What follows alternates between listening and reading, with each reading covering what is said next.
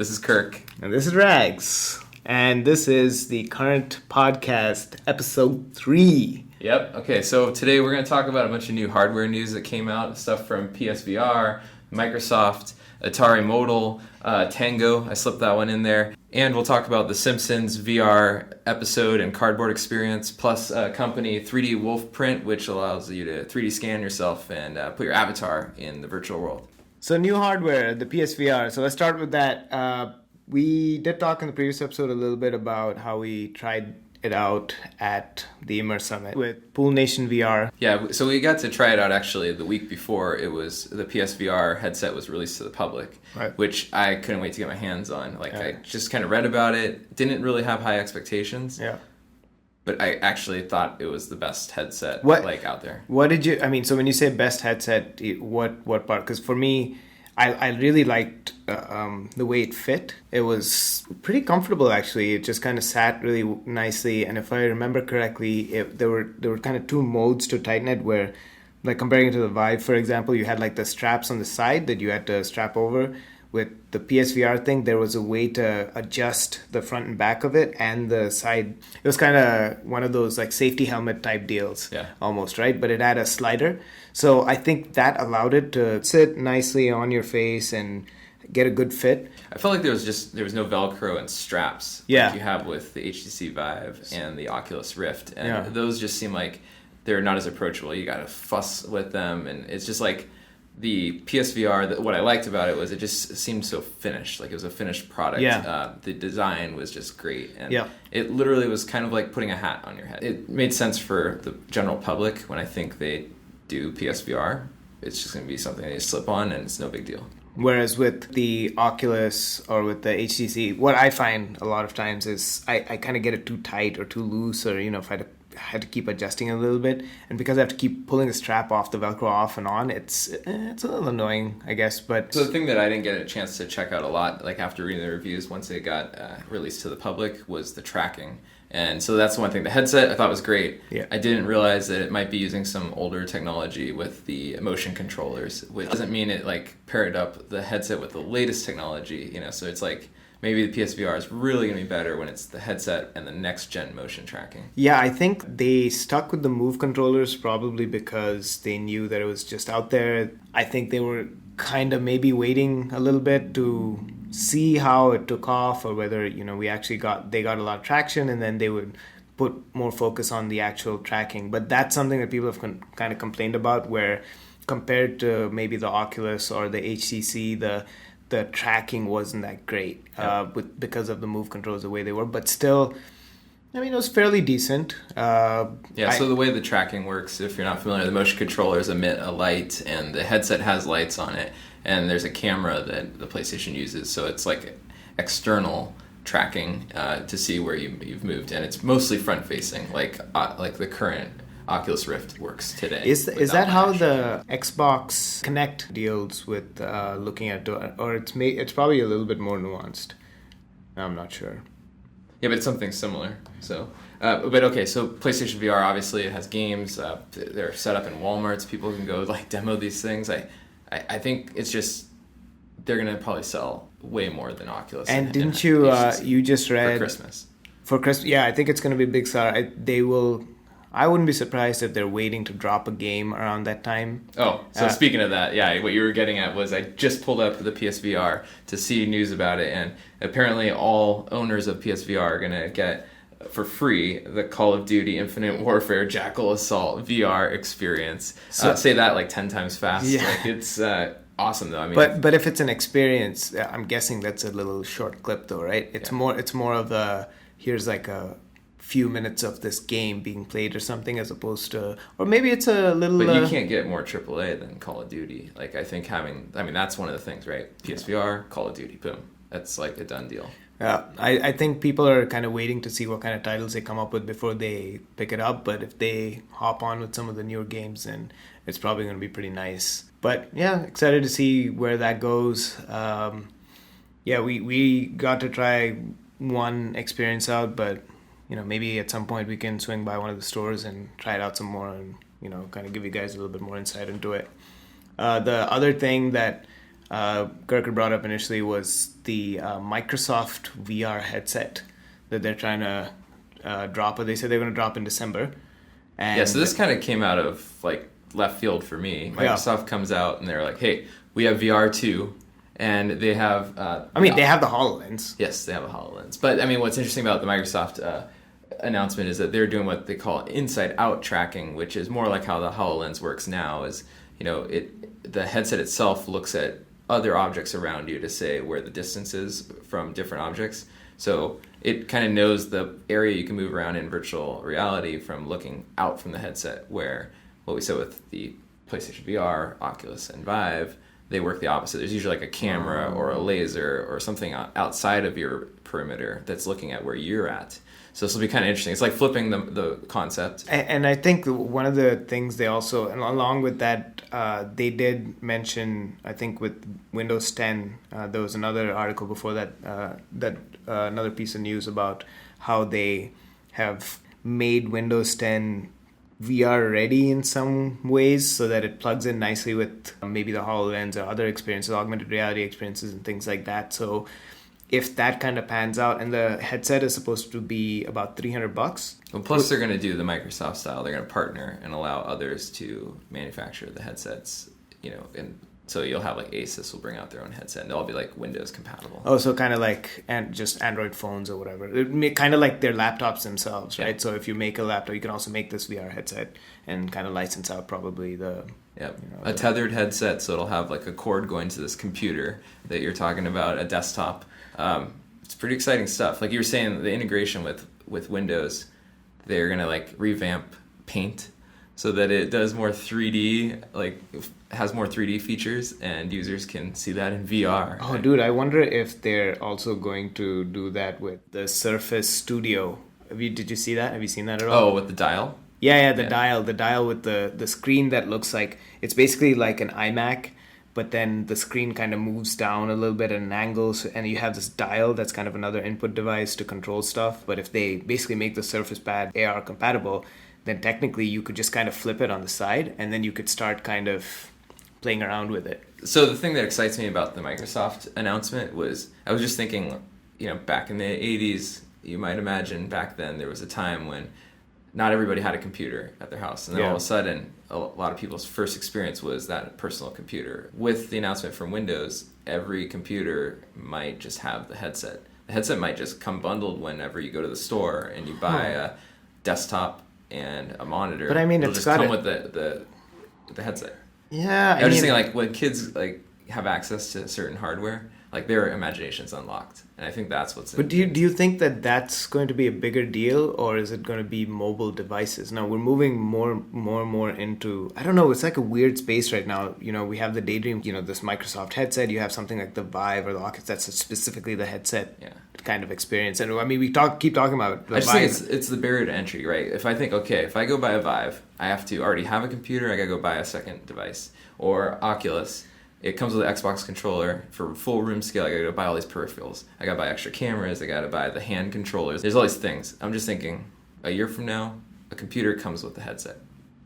I mean, possible, but how's that from Microsoft or their partners? But is that going to be more powerful? Well, I guess by definition, because it's plugged into a laptop or a desktop, it's going to be more powerful than a mobile platform.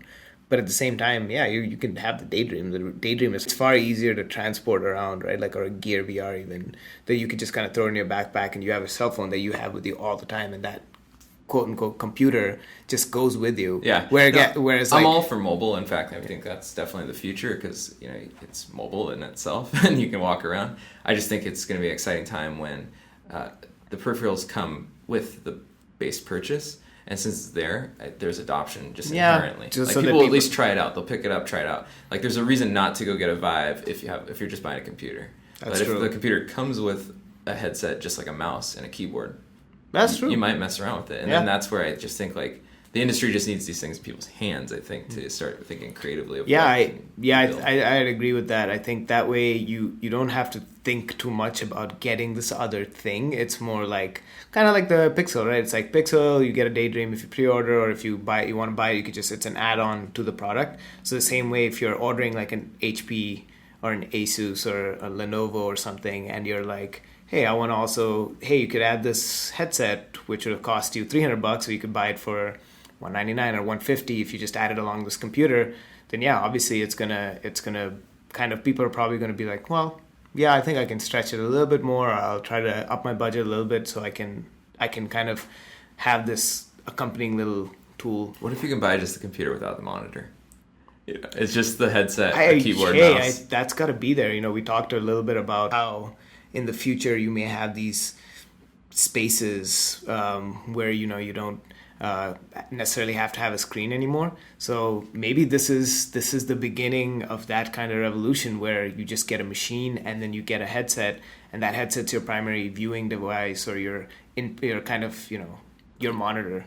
Okay, off tangent, but get on Reddit and there's people talking about how they've had experiences in a couple of the latest games, and it's just like they're like, I forgot where I was. Like so absorbed in the game, which is crazy because anyway, future's changing. Yeah.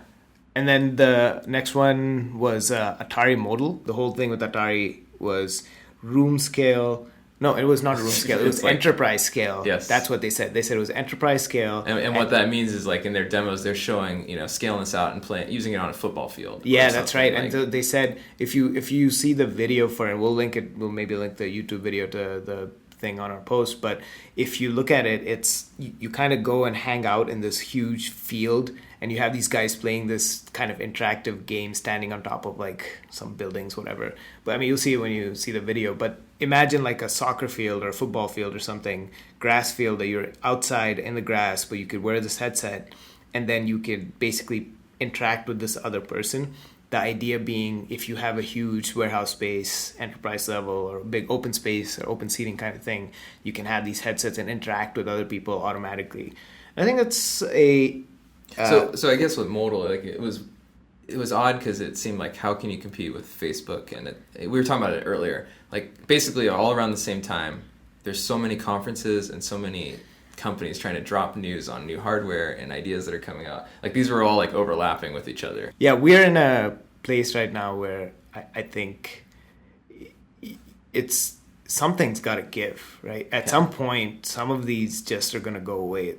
But then you think, okay, so that's what I said with Atari is how do you differentiate, right? And since it's enterprise scale, it's not something people are probably going to use for their home usage. But maybe you use a Vive or the Microsoft to watch one of these experiences. And then what I'm thinking would be cool, I think we talked about whether the Atari Modal was a cool idea or not. But for me, it's can you get a player playing soccer in Seattle versus somebody in Spain, and they can't travel? Two people can play actually a virtual game. It's soccer, and everybody's tuning in virtually through their headsets. It's kind of like if you go to an arcade, they have those soccer or golf games where you could kind of kick this ball into this net, and then that kind of translates into something happening on the screen. Yeah, so there's people talking about athletes still being athletes, so they're not playing a game through a joy controller. They're training. They have to run around physically. Yeah, so they're just not in the same physical position as their opponent. Correct. And I don't think it was it was a couple weeks ago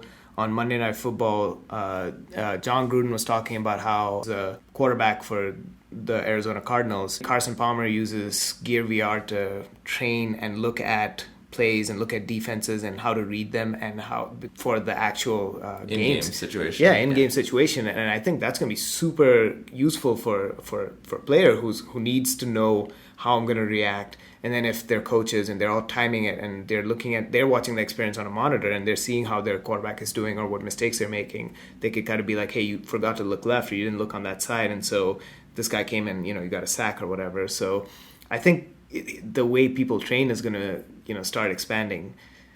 Man, eventually you'd have to think that there's a chance that sports kind of take that mode where, and that would be really something, huh? If we got what if we got to keep football as, let's say, a more safe, quote unquote. Yeah, people are gonna hate on say, this.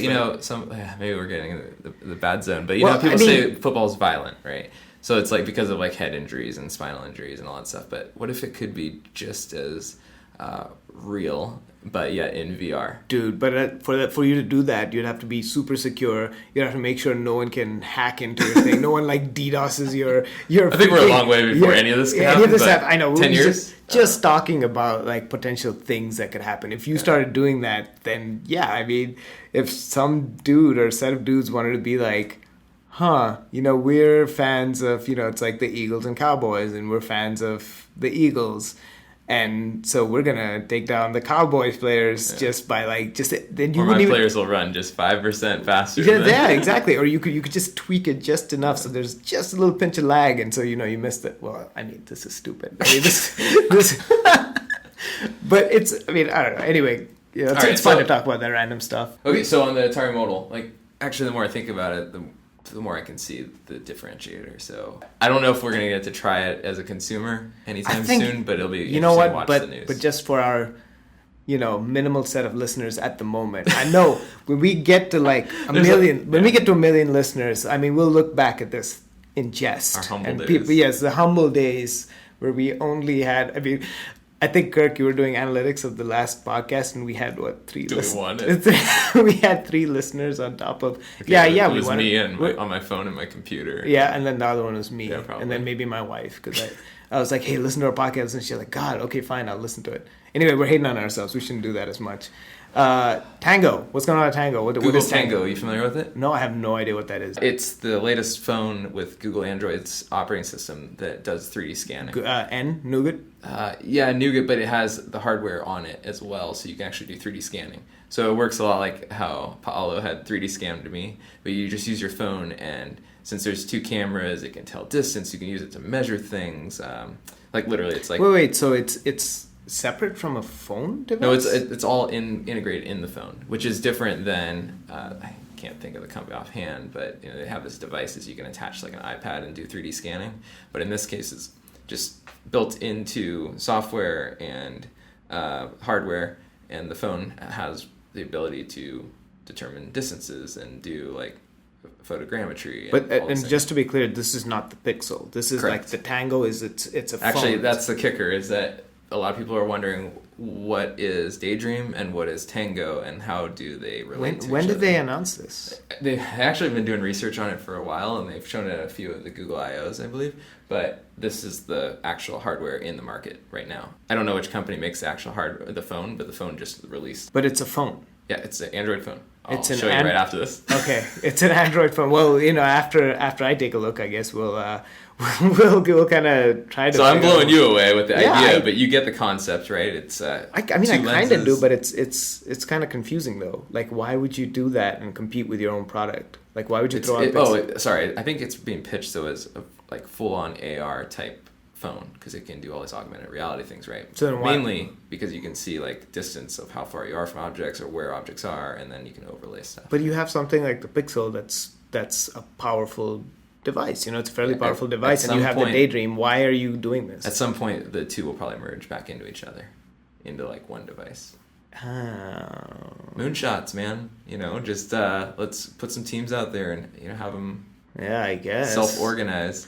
I don't know. I'd have to read up more about this. It's a little confusing, though. I still don't understand why they would. Maybe for me, though, I don't know how the sales numbers are going to be that large that it would have to be its own product line. So it might be a concept thing more than anything else right now that they just put kind of like a Google Glass type thing. I don't know who you're selling it to. Honestly, like Daydream, I think sells just because 99% of people are not probably going to use the feature initially unless they're told about it. Tango, I think it's like you have a reason to go buy that. Like maybe your construction the work, Daydream, but the Daydream, so if you're actually specifically gearing this towards people who would want to use an augmented reality type thing for... Yeah, there's already built-in applications, right? So it's like I see. measuring the size of a room. Like, you're a contractor, you're doing some auditing, like insurance type audits, construction. Okay. So there's all these reasons. It's like definitely fits their needs, and they'll probably, maybe their company will find ways and reasons to go buy, a bunch of these. But.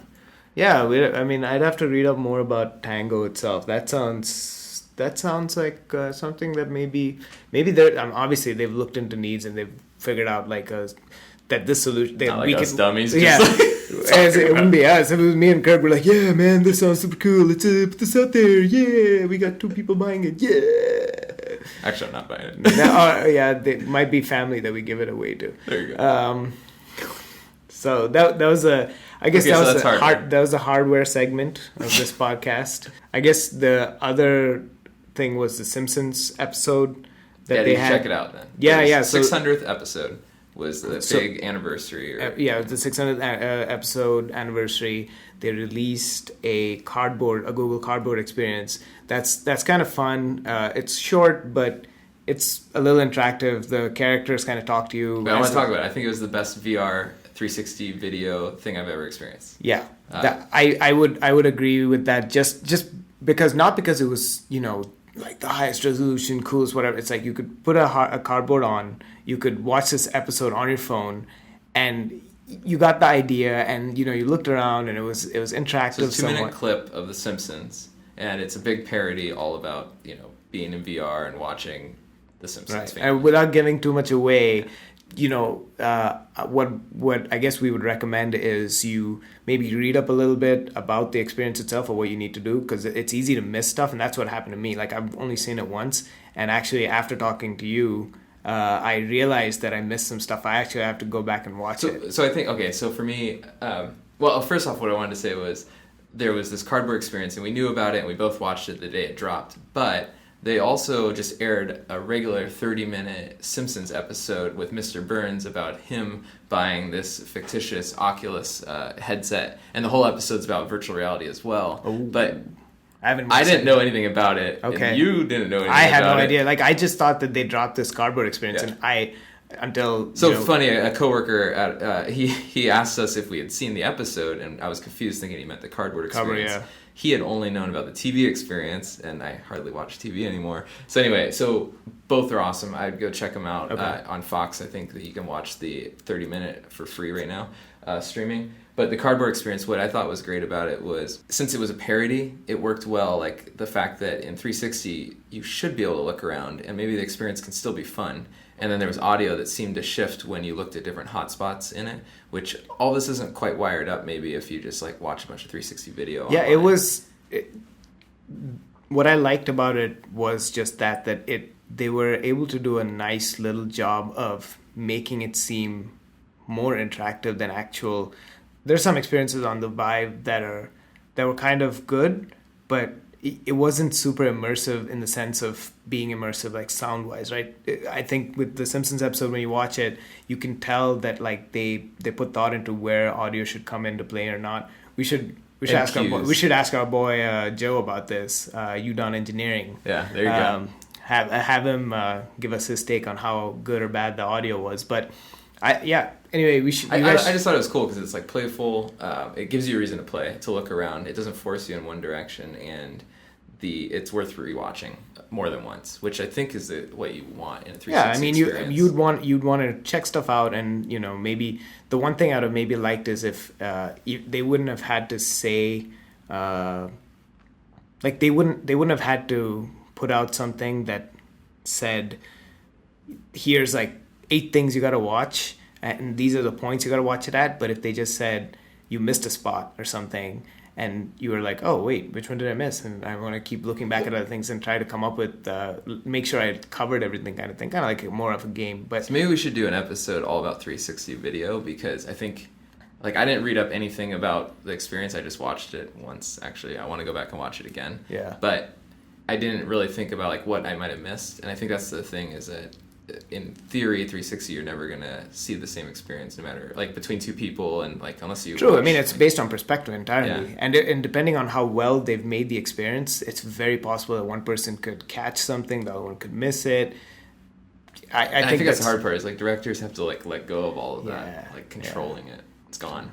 You don't have that ability anymore, so unless you kind of have to cover people. all your bases, but it also does leave you open to being able to keep adding more pieces to an experience. So even if it's a 5-minute experience, it could be a 5-minute experience that just keeps getting enhanced. So you keep pushing out pieces, like to George Lucas with the original Star Wars. Yeah. You know, just like who shot who first, or E.T., like changing walkie-talkies or guns into walkie-talkies. Yeah. All right, there was a company, 3D Wolfprint, that came out talking about these kiosks where you could walk in, 3D scan your body, and then you can take your real self into VR. But at the same time, there was news that Facebook feels that you should have your human resemblance in VR. Oh, interesting. Questions I had was, do I want to be my regular self? Hell no, man. Do I want to be the 6 foot, blonde-haired, charming-looking, you know, woman that I am? Or do I want to be, you know, like a dragon you just drop some knowledge on our users. Yeah, surprise. No, I mean, a few years ago, there was a movie called Surrogates that came out. I don't know if you've ever watched it. It was on Netflix briefly. I've heard of it, yeah. Yeah, so it's kind of similar. Like, they kind of go into how you have to deal with people being kind of Matrix type plugged in, but not really through this like device or the system. And you can be other people, so you're experiencing reality as someone else. So I think there's one scene where there's this big dude who's got like this goatee and whatever, and he's this like skinny girl who's dressed, you know, skimpy in this VR experience, and then because the guy's like a bad dude in the movie. I don't remember exactly what it was. I think I've seen the preview, but it's, you know, homie Bruce Willis goes and, you know, kicks his ass or something, whatever. But it comes back to the same thing: is do you want? I think there's some things, maybe in a work perspective, it makes sense to have that kind of 3D, that actual image of yourself being out there. It's similar to having a work email versus personal versus something else, right? People create online personas based on what they want to kind of put out there. Like, just because I have a Twitter feed, I have a handle that I put stuff out there, doesn't mean that's me. It just means that's the me that I want you to see. So there's some way to think about this. I think the bigger problem here is if they say, well, this is cheaper for you if you're okay with just uploading it kind of to our general database, and people are like, oh yeah, if I can use my own image or avatar and I can put it out there, that's cool. But what if that means at some point they're just collecting all this data without knowing anything about this? I haven't read about that. Full disclosure on the fact that I assume we don't know half of what we're talking about. Yeah, I mean, you should generally assume that this is just our, demented thoughts, and it may not be true. So if any company out there feels like we're misrepresented, please feel free to let us know, and we'll correct whatever there is that we need to correct. But that's privacy would probably be a concern. Like, if I'm going to put it out there, are you going to hold on? Like, is the company going to hold on to my image and my view? Because now it's not you having my email address, you have my likeness. And thinking about stuff like the NCAA, that whole deal that's been going on, there's a big lawsuit. I forget which player it was that brought it over, saying the NCAA was using his likeness in their football games, and that was essentially causing. He was like, they're making money off of this. There's a video game, it's my likeness. People pick that player knowing that it's me. Oh yeah. Whereas my name's not written on there, but it's my number. I play for that college, so I'm not making any money off of this. And these players don't make money off of this. In this case, you could have my likeness and you could decide to put it in some experience somewhere. But I guess what if you're advertising yourself with your, as Correct. you said, homies in the advertisement, but they didn't know that was happening. Correct. So as you're scrolling through, I don't know, your Facebook virtual hallway, and you're walking down a room, and you see yourself walking down, you're like, hey, that's your mom's telling you to buy this detergent, while the next room, it's like your brother's saying like, hey, let's go buy these sports tickets. I don't know how I feel about that. I think it's enough to go check out to see what it's all about, maybe do some more research, and maybe we could do a little follow-up about what we think about this thing and find out some more information. But seeing as how that's a big thing right now, right? Even with there's a photogrammetry app that's available on the App Store, where you can kind of go around a person and you can just take all these photos and it stitches it together and uploads this object, or creates this object that you can upload into Unity or whatever, and you can put it into experiences. So there's stuff out there that kind of lets you do this, but those are different because you're taking these pictures, doing stuff. Oh, actually, I wonder how different that is, because I guess those apps too, unless you pay for them, the company will probably let you quote unquote upload and use for free into their own servers, and so they are now already holding on to some of this, and now it's data that's more like likeness of you, things you do. Oh man, I'm sure like privacy advocates are kind of, they have this wide-eyed, like, horror movie look, like, oh my God, what is going on? While people like me and Kirk are like, VR, yay.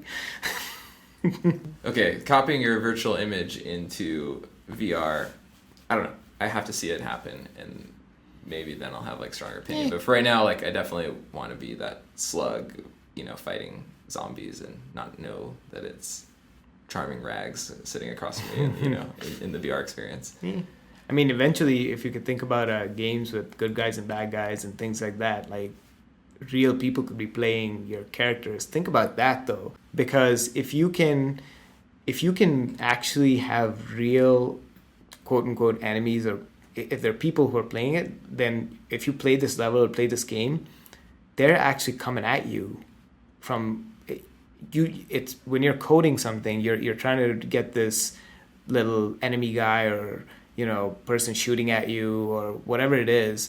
You're trying to get that thing to happen just by code, and then you're trying to make it smart enough so it knows how to maybe course correct a little bit. But if you have real people doing it, there's no way you'll be able to predict actions. And that too, if you have real people doing things from wherever, someone could go and hide in this room in a different place every time, or a different thing, have a different weapon. So you never really know how, if you go through another level or an experience, how that it's going to actually affect you. Because you could be playing the same game, having the same set of parameters, but because there's real people involved, those variables are big enough that this thing is never going to be the same thing twice. Well, I think theme of this episode is we don't know what we're thinking or talking about, but we want to speculate more. Yeah, speculation is good, right? We're going to keep speculating on everything under the sun. On that note, our website, cvrnt.com, social media, at the VRPM, at BRWNCHNL, Brown Channel. That's if you want to hit us up directly, and then we also have Twitter for our own, at CVRNT.